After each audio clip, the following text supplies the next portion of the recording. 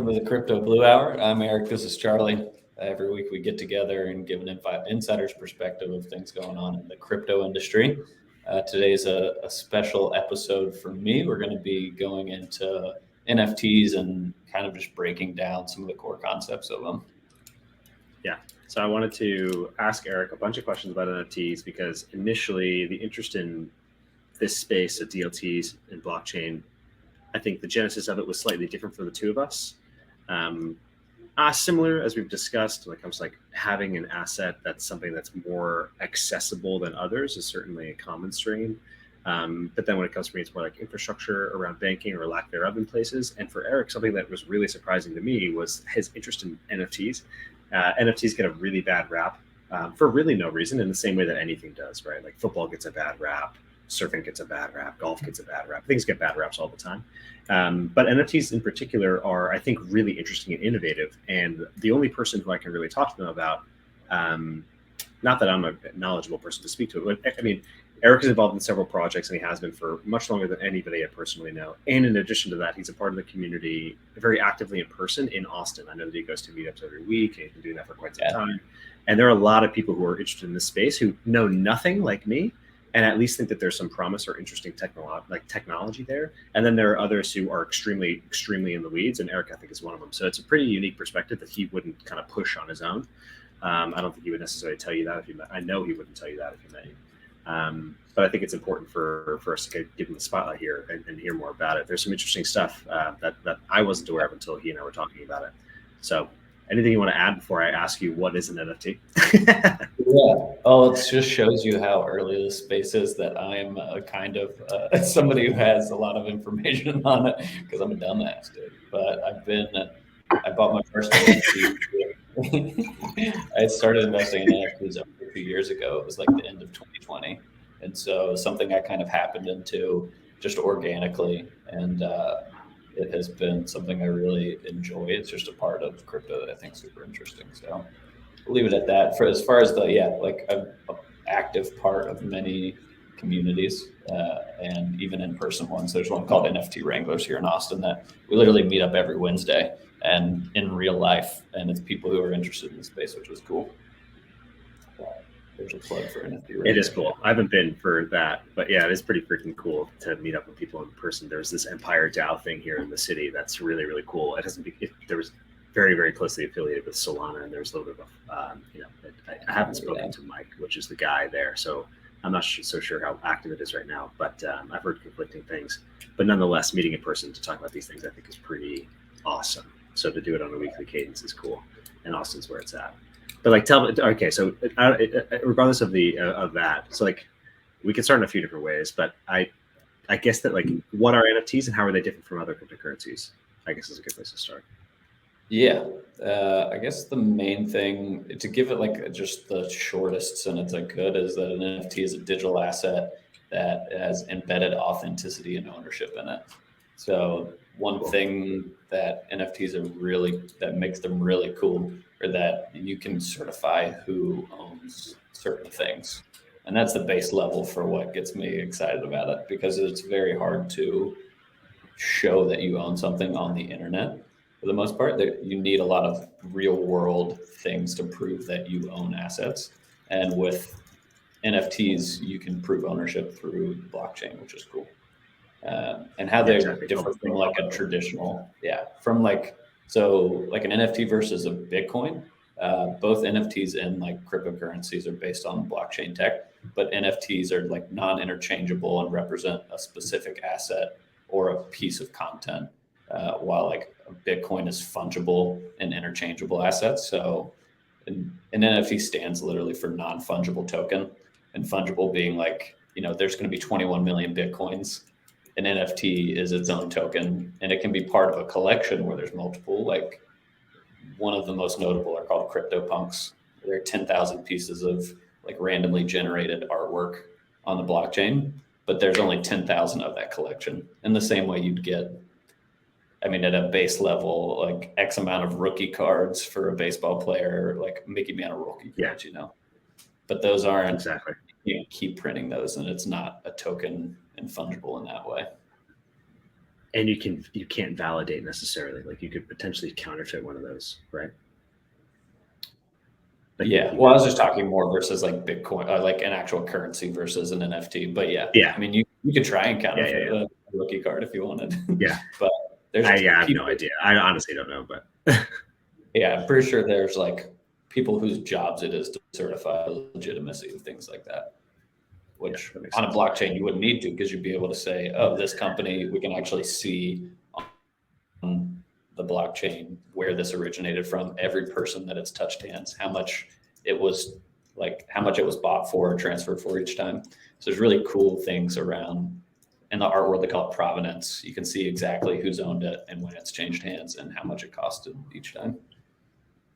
That is also cool about the lineage of it. I'm not sure if there's a word that's better than that, but like seeing who else has owned it. Like if I don't know, somebody who's famous. Like if Vitalik had owned the one before you, it means that his wallet had owned it. That means that it probably is higher in value or something like that. You can see who has owned what and who owned it before you. That's kind of cool. Yeah, it's a really cool aspect. It's called provenance. I think you can just call it provenance. There you go. Okay, cool. Yeah. So like how are they created? Like where are they? Also, CryptoPunks is on Ethereum. That's worth noting. So they're network NFTs, specific, I guess. yeah. The birth of NFTs was based off of, it's kind of an interesting thing. So it started on Ethereum, and Vitalik Buterin, who's one of the founders, started Ethereum because he used to play a game called, well, he was very into Bitcoin, but in a game he played called World of Warcraft, he worked for years to build up like his level or stats or whatever. And at one point everything got wiped out. He was like, I'd worked so hard for all of this, and a centralized gaming company took it away. And so Wow. there's been parts of the way that Ethereum was built to ensure that things can't go away, and NFTs are a byproduct of that. So they started on Ethereum, but you can build them on any blockchain for the most part, and people are finding ways to actually do it on Bitcoin, which operates differently than Ethereum, which is funny. But the main point is NFTs on Ethereum and almost anywhere you're going to find them are like created and exchanged through smart contracts, which are self-executing, and it's written directly into the code. So they're very cool in that way. You can automate a lot of things. And once a smart contract is deployed on a blockchain, anybody can interact with it, and you can set certain parameters. There's a lot of really cool things you can do with it. And just like anything, it can be made for good or bad. So a smart contract can drain your entire wallet if it's created in the wrong way. That's some of the problems people run into. It's a very early technology. And so you need to thoroughly verify that things are not scams. And there's a lot of people who are trying to scam people out there. That's for damn sure. Interesting. So and then talking about the fact that they're verifiable and they can't go away. So it's like just taking a step back from the fact that they're like smart contracts, but more about like the immutability of them. It makes me think of like actual assets, right? Like houses or deeds or wills or things like that, like DMV records. Like we've mentioned it in passing, but I want you to kind of drill into that a little bit. Yeah, so there's a lot of cool. Also, I should mention that you can code. People are creating smart contract NFTs now that actually can burn themselves. So you can create cool mechanics where it's not.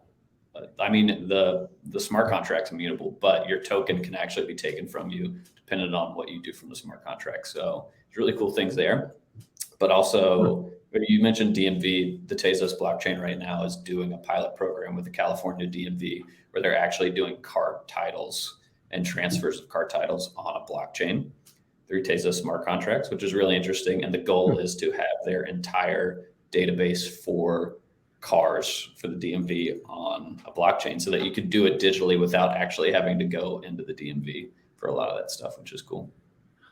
Yeah, it would be awesome. I think it's just like, I mean, when the DMV became more digitally native in the last few years as a result of COVID, like really accelerating that, I think it changed my experience so significantly in a really positive way. So I think just like more of that, the better. And one of the hard things about the blockchain is cool. Yeah, people think it's very unsafe to do, or governments are like, it's very unsafe to have. There's a lot of attack vectors online and a lot of ways that people can fraud, or like, you don't want your car title on there if somebody can hack in, steal it, and send it to themselves and then repo your car. But if everything's on a blockchain and verifiable, and they build in certain safety measures, which is kind of part of the early stage of this, where people are working on building cool aspects and tech for it so that you can make a blockchain that actually works for something like the California DMV, which is really cool. That is really cool. I think that, yeah, the verifiability of it is pretty cool. Like I recently registered a motorcycle that's older than we are by like 10 years. And I couldn't find the VIN on it anywhere. What'd you say? Yeah. I said no title, right? There was no title. Yeah. So it didn't have a title, or no, it did have a title, but it was for Pennsylvania. I needed to get it transferred to New York. And so you needed to get the VIN on the engine block, and I couldn't find it. And I have the manual, but the manual didn't indicate where it was. And so I gave them a different number, and the different number was like some sort of manufacturing identification number, but it wasn't the VIN. And so when I went in, they had said, no, you need to give me the VIN number. I came back with a photo of it that I'd printed out. I said, this is what I found. And they said that they ultimately approved it and sent it back to me. And I've since found the VIN on the engine block doing some maintenance. I was like, oh, this is the VIN. But they like were able to escalate it in such a way that I was able to get through. And so I don't know who's going to watch this, but just let it pass, dude. But yeah, they just let it kind of roll. I think that, I don't know if that would be solved by this, but ultimately, yeah, it made me think of that. Okay. I mean, if somebody had that, if they ever had to register all that information. So one cool thing is NFTs have two parts. There's the smart contracts that create them and that they interact with. And then there's the metadata of the NFTs. So metadata is like a pretty common thing in database management or like a lot of system things, but metadata is what actually stores the data. So when people see like the artwork that's very big in NFTs, the actual artwork is the metadata, and the NFT is the token that you're sending around. So like the metadata kind of rides on that token. And there's ways to do it. There's a differentiator between on-chain and off-chain NFTs. So an off-chain NFT would be, let me pull it up so I don't botch it. So an off-chain NFT is stored in two parts, smart contract and the metadata. And the metadata file pretty much just holds a link to the image of whatever it's representing. So that is... Which is ridiculous when you think about it. That's simple. And that link goes to a third-party database, which can be... There's problems with that, like risks with broken links and tampering with the server that hosts that image. So if somebody goes in or if that company ever goes out, your NFT is just going to go to a broken link. Whereas you can have an on-chain, an on-chain NFT is where you actually mint the SVG files for that directly on the blockchain. So if you were to go to that NFT, you could pull it up and it'll live on the blockchain as long as that blockchain's around. So you don't have to worry about a third party actually hosting, say it is a car title and it is a digital document. If you're hosting that on a third party server, there's problems there. But if you're hosting that directly on the blockchain, as long as that blockchain's around, you can pull up that car title. The only way you wouldn't be able to is if the blockchain went under, which is, I guess, an attack vector, but it's very highly unlikely. It's like saying the internet going down and then emails inaccessible. So I think it's extremely unlikely. That's really interesting because the vast majority of NFTs do not store metadata on chain, right? That's a huge differentiator for very few projects. Yeah. And part of that is like there's a big technical hurdle there that a lot of people haven't solved for. But I would say 99% of NFTs are stored off chain. And I'm way more excited about and involved in projects that are doing on-chain NFTs. It makes sense. There's cool parts. It makes the thing we like are that blockchains are very transparent. You can audit everything on there. So if you build that infrastructure to have everything on chain, you can audit it really well. You can verify that it's solid. And that's like one of the big value props for NFTs is your ownership. And as long as you can audit it, verify it, the easier that process is and the smoother it is, the higher ceiling is for where NFTs can go and what you can actually store on a blockchain, which is cool. Yeah, and are things like do you know the blockchain Arweave? Like, is Arweave being used for that, like data storage, or also like File? Is it Filecoin? Is that the other one? Yeah, Filecoin, I believe, is who does IPFS and Arweave, which are they're an in between of on chain and off chain because they're decentralized databases. So it's similar. It's like a good in between for right now, but I don't believe that they're actually minting those files on the blockchain, or maybe they are. I think Arweave is. Yeah, which is great. And Arweave is really cool. Yeah. So those are like good workarounds where you're using the same sort of infrastructure you would. And then on the back end, they're minting it on there. what gets me excited is when you're actually using your smart contracts that you mint the NFT to put that metadata on chain rather than having to have a third party do it. Yeah, definitely. I mean, that's the whole idea, especially with a lot of these communities. They especially in their discourse and stuff, they talk about it like it's decentralized. They talk about it like they are doing something so innovative, and then you actually look at the data, the metadata, and it's not hosted on chain.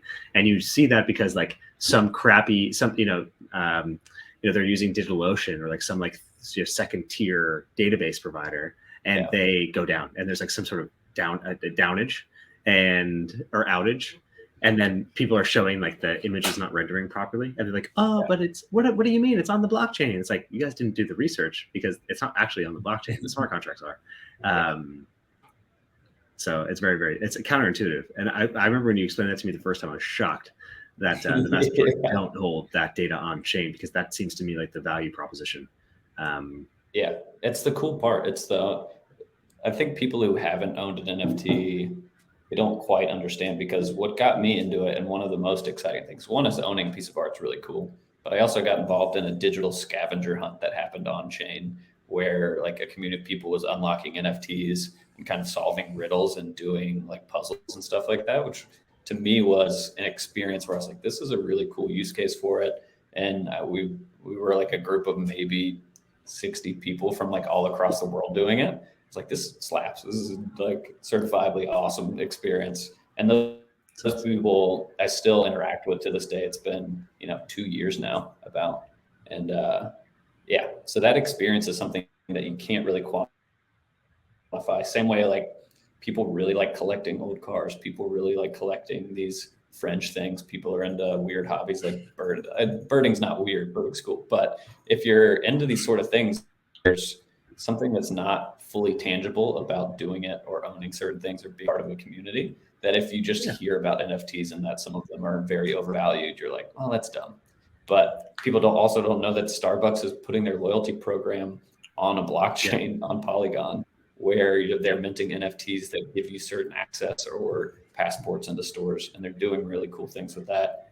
This is one of the things, as far as regulation goes, when you look at the Howey test, I don't believe buying a Michael Jordan rookie card would have been deemed a security, but I believe you'd be putting in money with the idea or hope that you would make a profit from it, which is pretty, I think, standard if you're getting something that valuable. But I don't know if you should be registering a Michael Jordan card as a security with the SEC.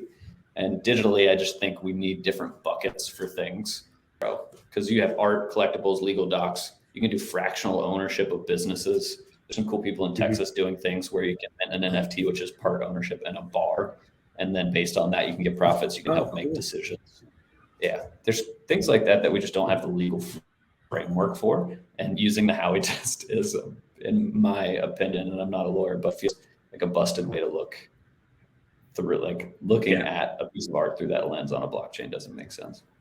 It's literally from the 40s, as we discussed last week.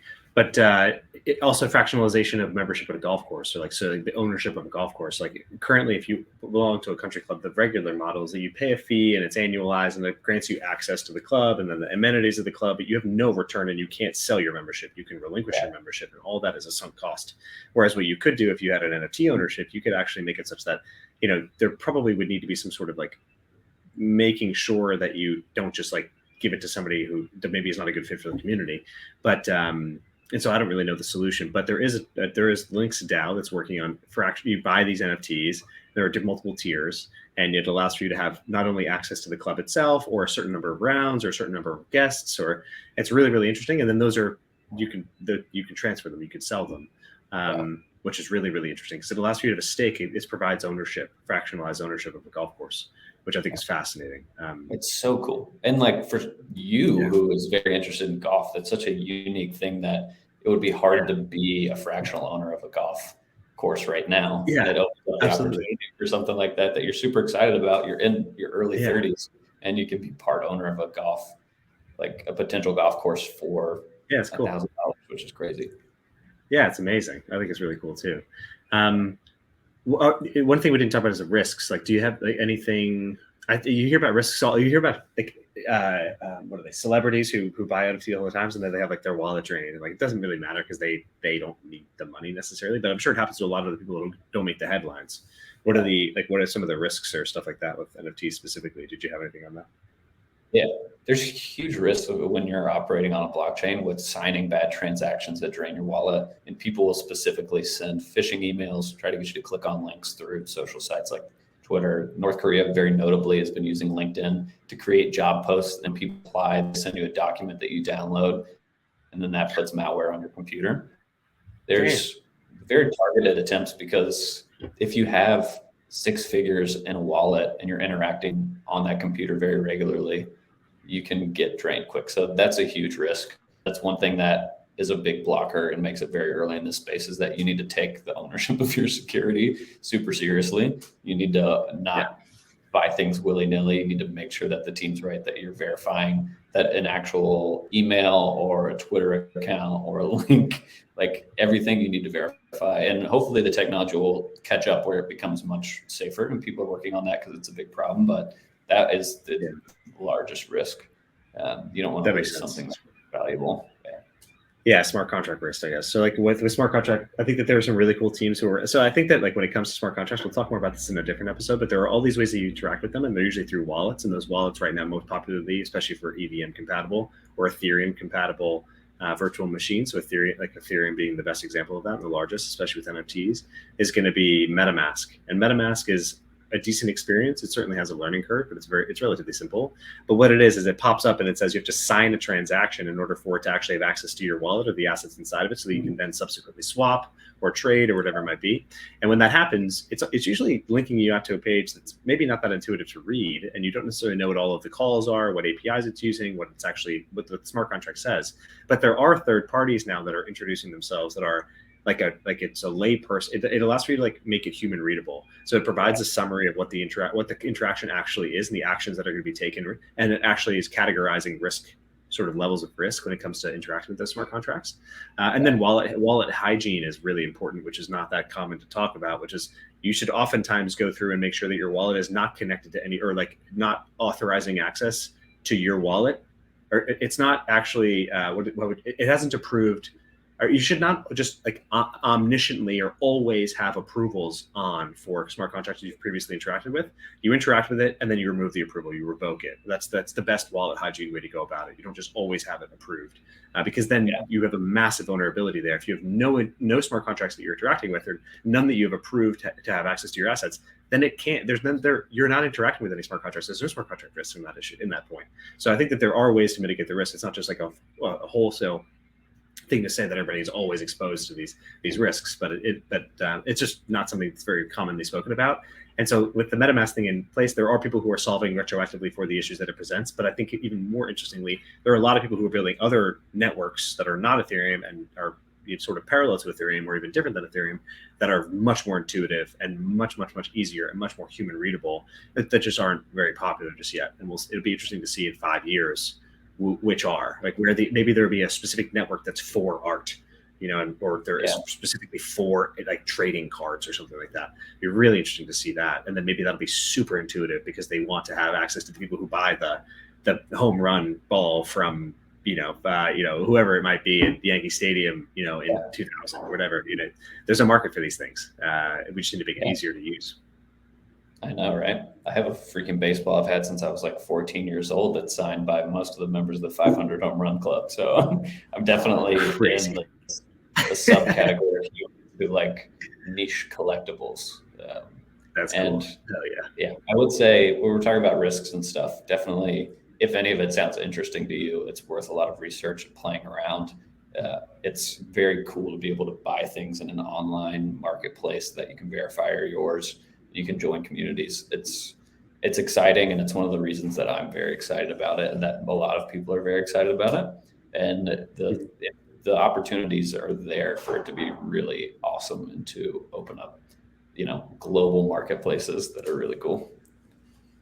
Yeah, actually, Eric and I had gone to a conference in Barcelona last summer. We go to this. I'm not sure if it was summer or spring, but we go to the conference, and there's gonna be a boat party that night. It's really cool. Eric's got an invitation, but there are like a few. I don't have an invitation, and I'm sitting on his couch in his hotel room. So they say, okay, we're gonna. They tweet out, there are 5 tickets available to people who go, like, who literally walk to this area of the venue, and they then collect it as a result of being in the geolocated area. Eric went, got me one physically there. Then he transfers it to my wallet for free, or maybe it was like a small little bit of gas that you had to pay in AVAX. And that is all on the Avalanche blockchain. And then I then had a ticket. He had his own ticket, which was presented because of something that he was working on at the time. And then we attended this party, and I had somebody recently I was out with, and she was saying, oh, do you own any NFTs? I was like, I mean, I'm not like not really, but like I have a history of a lot of the tickets I have from different events that I've been to that have been issued as NFTs, including one that I look at. I don't look at it, but when I do open my wallet and I see it, it makes me smile. Because it's like, we went on this boat party. The weather was terrible. I love the ocean. Not everybody likes the ocean. It's like a lot of people were seasick, and we were like trying to help people with food and stuff. It was very, very, very funny. I still have that ticket. It was, it was cool. We definitely didn't hoist the sails. It was a big sailing catamaran.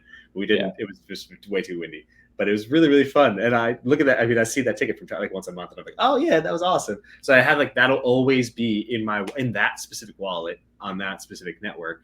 And so I can always see it there, which is kind of cool. And, in that same wallet, I've kind of put all my NFTs into that wallet now over the years. So I have a bunch of tickets that I can look back at. Not that I look at them that often, but it's a little reminder. I don't think I think about it nearly as much had I not had that. And it's cool that you like had to go to a place and get it. And then it just was like it's in-person scavenger hunt. It was kind of cool. Yeah. So that's like a small little anecdote. That's about the entirety of my exposure to NFTs. Dude, it's fun. It's one of those things. I just think NFTs have the possibility for very fun use cases. That's one of them. And I'll say this just to end it on like my bull case for why I really like NFT technology is that you can leverage smart contracts and on-chain metadata for really creative use cases. And if you combine the two, people can make decisions where they're decentralized and people don't screw one another over. So I think the cool thing about immutable blockchains where you can write smart contracts and you can host NFT metadata on chain will allow people to operate where they can trust people and transactions with things that are high value, things that are have sensitive data. And I think people will build very cool things that will be a common good for everybody. And that's why I like them. That's cool. I love it. I think over time we'll extrapolate that a little bit because I think it's really high level. And I think there's still so much that's being built in this industry that's like, I had a friend recently a mutual friend of ours who was just like grilling me. I'm like, what do you mean? What do you mean? Tell me the example. Tell me things. I was like, dude, people are still building this. Like, people are still building this stuff. There are a lot of it's not there. Yeah. But I mean, that's my bull case is that ultimately in 5 years, they're going to need people who know about it. And there's only one way to know about it. It's by being a part of it. Yeah. And it's fun to be there for the testing. I'm enjoying it. Yeah. Me too. Yeah. You see a lot of mess ups, mostly mess ups, but people just assume it's not going to get better. Like, oh yeah, it's done. It's dying. It's like such an easy headline to write. Sometimes I wish I was a journalist. It seems so simple. Just like, oh, what's the stupid thought I have today? Headline. Yeah, exactly. One of the most popular things in 2021 was the Bored Ape Yacht Club is a very popular NFT project. There's called profile picture projects where each piece of artwork is almost like a figure that represents, you can put it as your photo, your avatar on Twitter. And there's only 10,000 of them ever. There's only ever going to be 10,000 of the specific Bored Apes. And they sell now, I think the floor price is around $80,000 USD to buy into one. But there's a very small supply and a very small amount of people's hands. And there's a lot of demand, which is why that goes up. Small supply, high demand. People want to be a part of that. They do in-person events. They get access to other NFT communities, and they get a sense of, it's like buying a Bentley or buy like an internet version of a Bentley because you look cool in it, And there's certain status that goes along with that people don't understand. They're just like, why is that so expensive, But yeah, exactly. I mean, it's like anything. It's these people, the reason that the floor price is that high, and then the highest price, the way that people like, they then make the high number like $69 million, like some stupid number, because they literally won't sell them. And it's like anything. It's like a putter. Like there are some putters that people sell for thousands of dollars, but it's not because it's like precision hand. Like those things absolutely make sense. But like, is your time worth 10 grand, however many hours? Probably not. But ultimately, people are willing to pay for it. That's why people are willing to pay for it. They've got this coveted piece of crap that, like, you get lucky. You go to the thrift store and you find one. It's like, if you don't understand the value, you don't understand why people pay for it. That's absolutely fine. But some people still will, regardless of whether or not you're into it. There's a Jordan rookie card for $450 million on eBay right now. It's gonna be really funny if it's 450,000 and I got it wrong. Oh no, it's 1,000.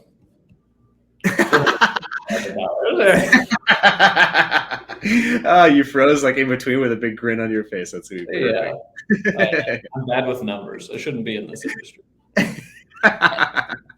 Oh, that's awesome. All right, cool. Speaking of NFTs, so I guess, thanks, Eric. I think it was a great breakdown. We might have some questions on it, but I think we already had some questions on NFTs and what are interesting about them. But I think this is a pretty timely. Speaking of NFTs, shout out to our intro has a clip of a beat, like a lo-fi beat from somebody who created those and has affiliated them with different NFTs. So the NFT metadata is actually not only just the PFP, so it's like these leopards that are like cool looking or whatever, like cartoon leopards, but then also it has this associated song, this like lo-fi 30-second or 45-second song.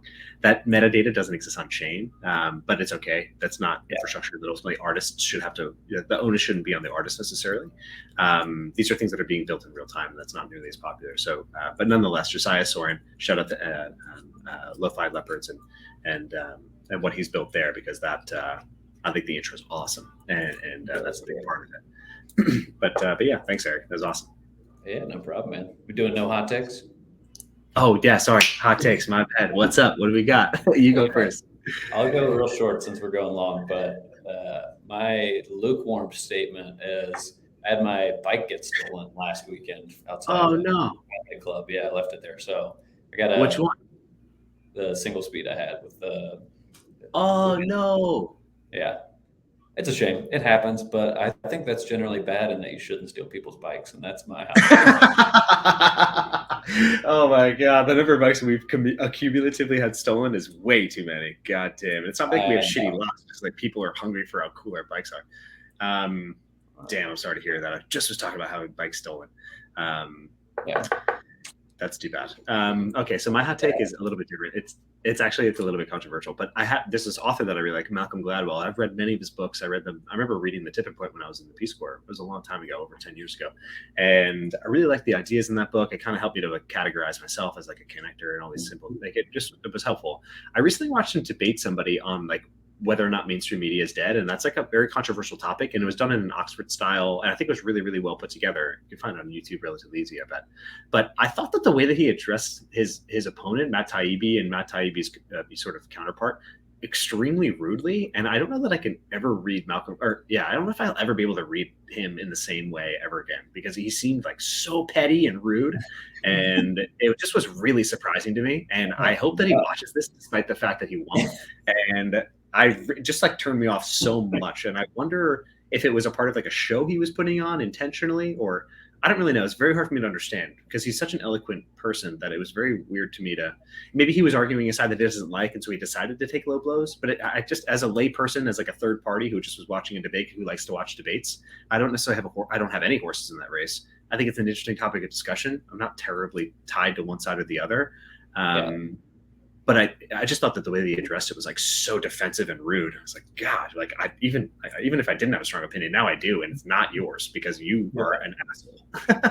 No, dude. Malcolm. Yeah, so, I know, dude. I thought I expected it to be like, because he had the harder side. He was trying to say that wokeism in mainstream media is not an issue, and that the mainstream media is doing very, very well, which I think is kind of hard to argue right now.